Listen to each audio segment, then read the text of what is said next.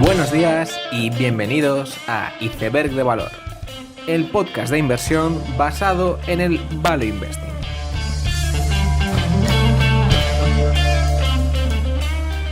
Bienvenidos los seguidores del Deep Value, bienvenidos a Iceberg de Valor. Durante estas 2 semanas de octubre, Mastercard ha publicado sus datos del Spending Pulse mensuales. El gasto general continúa con su crecimiento, aunque el e-commerce experimentaba una bajada desde el más 100% respecto a 2019 a un más 90% en septiembre. Muchos apartados seguían creciendo, como la venta de ropa y restaurantes, y llamaba la atención cómo categorías consideradas como ganadoras del COVID, como los muebles o la electrónica, volvían a crecer en septiembre, colocándose electrónica, por ejemplo, en un más 32% respecto a 2019 y muebles en un más 29%. Precisamente las categorías ganadoras del COVID que mejor lo habían hecho hasta ahora, como el lujo y las joyas, son las que peor lo están haciendo ahora en septiembre. Las joyas pasando de un más 87% a un más 68% y el lujo de un más 33% a un más 6,2%. Una vez más, y como ya se ha explicado en otros Spending Pools del pasado, esto no significa que las ventas de lujo y joyas globales estén descendiendo, sino que la apertura de los vuelos internacionales ha llevado a que los americanos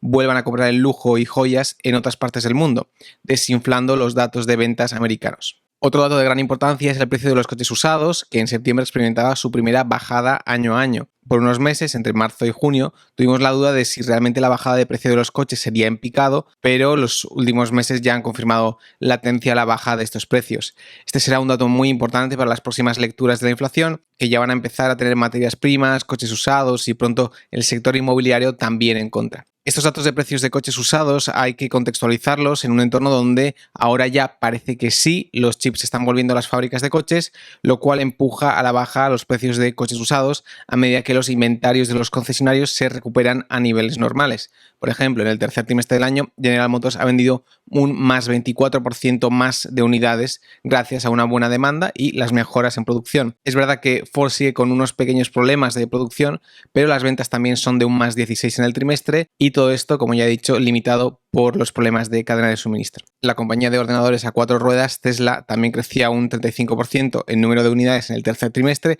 aunque es verdad que estas cifras estaban notablemente por debajo de las expectativas, dato que se le atragantaba a Elon Musk en una semana llena de revuelos con la compra final de Twitter por parte del multimillonario sudafricano. Aun con esta bajada de precios de coches usados, el mercado sigue muy temeroso de la inflación americana y precisamente el dato que ha provocado ese temor ha sido el de desempleo, que volvía a bajar al 3,5% con unos niveles de participación laboral que decepcionaban. Por lo tanto, parece que la inflación en costes laborales va a continuar, compensando otras bajadas en precios, lo que implica que la Reserva Federal va a tener que tomar medidas contundentes para frenar los niveles de inflación actuales. También se publicaban esta semana los datos de PMI europeos, los cuales empeoraban, pero quizás menos de lo esperado en este contexto de crisis energética. En cuanto a operaciones empresariales, una compañía surcoreana adquiría Postmark, el marketplace de ropa usada que había salido a cotizar en 2021 con el boom de la compra-venta de ropa usada. Aun con un market cap de 1,4 mil millones, el EV de la adquisición estaba en cerca de 800 millones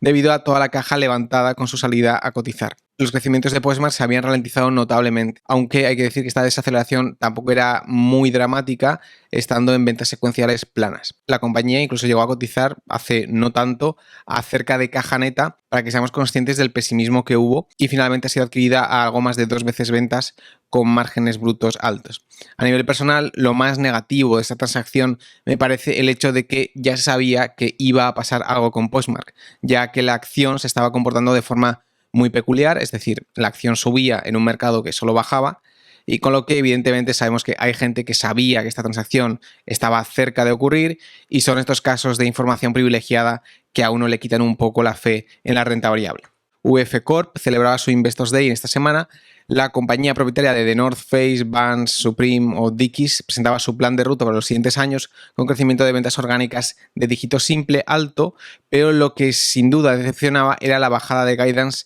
que ha sido provocada por un mal comienzo del año escolar de Vans, la conocida marca de ropa urbana. VF, al tratarse de una empresa con deuda, especialmente después de la compra de Supreme, este tipo de contratipos nuevos que le surgen pues se penalizan notablemente en estos casos. Más aún cuando compañías como Nike están presentando resultados con inventarios abultados y anticipadas liquidaciones de inventario con descuento, lo cual va a poner presión adicional en Vans y las demás marcas de la familia VF. Finalmente, Global Fashion Group vendía su filial CIS, es decir, el de Europa del Este y Asia, a un inversor ruso por 100 millones de euros. GFG es el equivalente de Zalando en países en vías de desarrollo y tenía una gran presencia en Rusia, algo que había arrojado gran incertidumbre a la empresa y que finalmente con la venta pretende atajar. Como veremos en el tema del capítulo, llama la atención el precio pagado por este inversor ruso, pero probablemente a GFG no le quedaba otra alternativa, ya que cuanto más tiempo se quedase con la división, más se atenía a la posibilidad de recibir sanciones por seguir haciendo negocios en Rusia.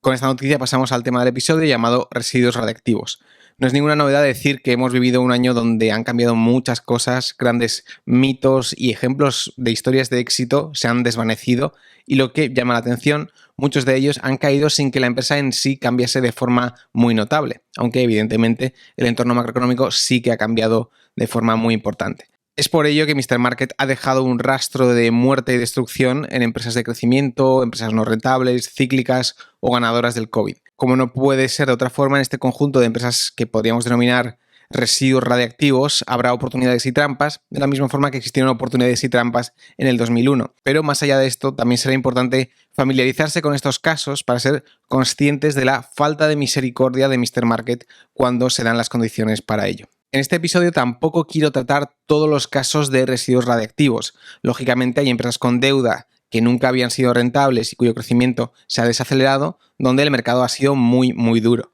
Por ejemplo, si vamos a los casos de RingCentral o 8x8, dos empresas de software para contact centers, se trataba de empresas siempre con márgenes negativos y deuda y que ahora están decelerándose rápidamente y en este contexto pues son entendibles sus caídas del 90%, ya que incluso esas caídas no dejan claro que haya margen de seguridad para invertir en esas compañías, ya que necesitan una inflexión en crecimiento o ventas, algo de lo que no hay mucha visibilidad. El capítulo pretende centrarse en otro tipo de residuo radiactivo, entre comillas, empresas como Postmark, que en cierto punto la mayoría de su capitalización estuvo en caja neta, tenían ventas bastante recurrentes o al menos márgenes brutos altos. La caja neta no es un seguro absoluto de pérdida permanente de capital, especialmente si la empresa quema caja, pero sí que es una buena primera medida para que haya algo de margen de seguridad. En el segmento de noticias he mencionado la noticia de la venta de Global Fashion Group de su segmento CIS. Si vamos al último trimestre, GFG tenía cerca de 500 millones en caja de inversiones,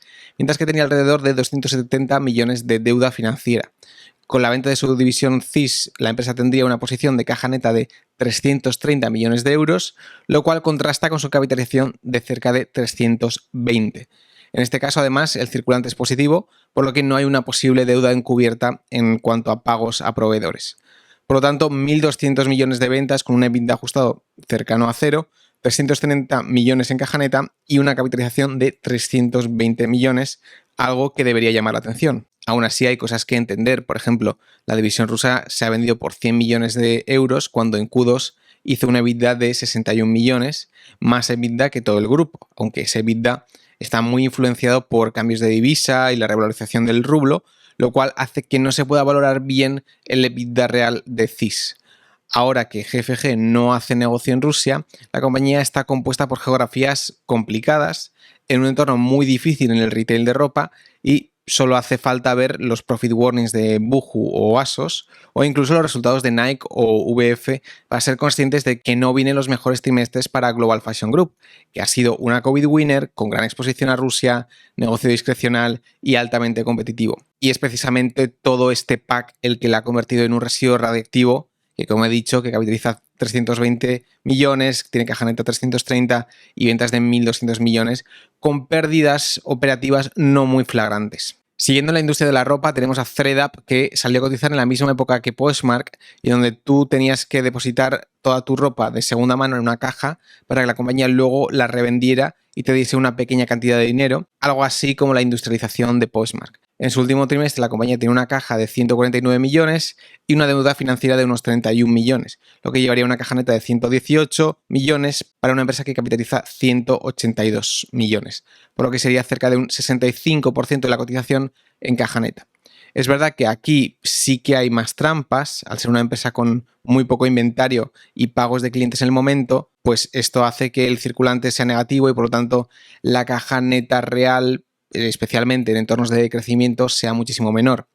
Lo positivo en este caso es que no creo que la venta de ropa usada sea muy cíclica y podría ser de hecho anticíclica, y que la empresa ha prometido EBITDA ajustado positivo en 2023 con unas ventas que rondarán los 300 millones de dólares. Siguiendo con la temática de salidas a cotizar, el año pasado tenemos a First Dips, una empresa de subastas de arte online y marketplace, donde se pueden comprar joyas, muebles de lujo, y la empresa capitaliza 234 millones con una caja neta de 163 millones, casi un 70% de la cotización en caja neta, y unas ventas de 100 millones con un margen bruto de cerca del 70%.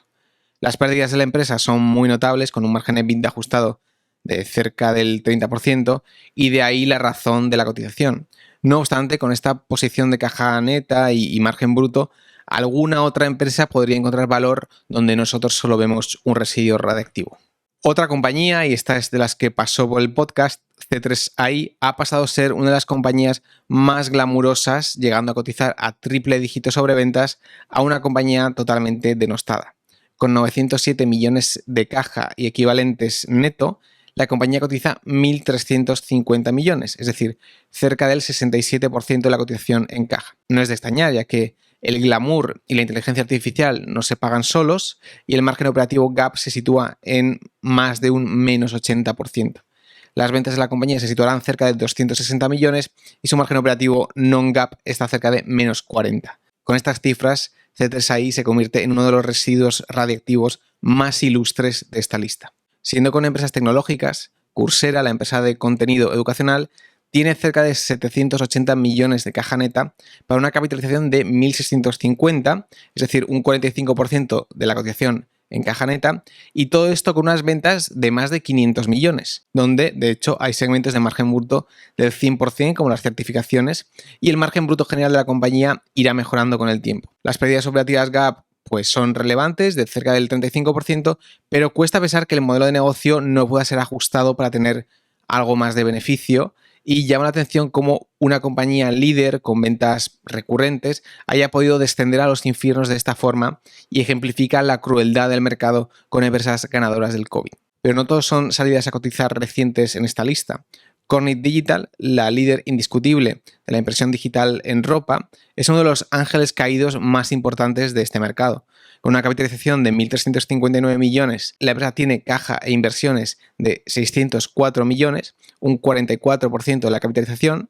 y estamos hablando de una darling absoluta hace no mucho, líder en su sector, pero que al decelerar crecimiento y no mostrar expansión de margen, unido a ser claramente un foreign issuer, el mercado ha fusilado sin compasión. Pero no todo residuo reactivo es un ángel caído. Fontaine-Payot, la compañía francesa de catamaranes, tiene una caja neta y equivalentes de 131 millones y una deuda financiera de 25 millones, y por lo tanto una posición de caja neta de 106 millones, cuando la empresa capitaliza 143, es decir, un 74% de la cotización en caja neta. La percepción de empresa cíclica ganadora del COVID pesa mucho en los inversores, y por otro lado, el circulante de Fontaine-Payot es negativo, algo que hace que la caja real neta no sea la que vemos, ya que quedan cuentas a proveedores que pagar, algo que se volverá cada vez más importante en un entorno de crecimientos negativos.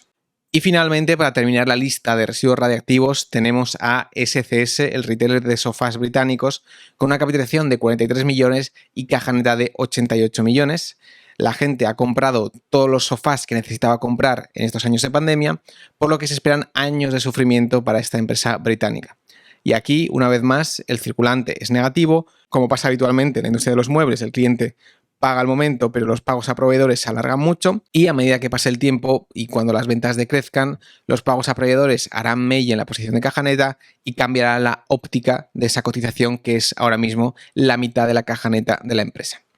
Y con SCS termina una lista de empresas consideradas residuos radiactivos para Mr. Market por razones diferentes, pero donde me he intentado centrar en aquellas que tienen una gran posición de caja neta y que en algunos casos tienen un modelo de negocio quizás odiado, pero sí probablemente viable. Con esta idea termino el episodio, espero que os haya gustado, dadle like y suscribíos, nos vemos en el siguiente capítulo y seguid aprendiendo.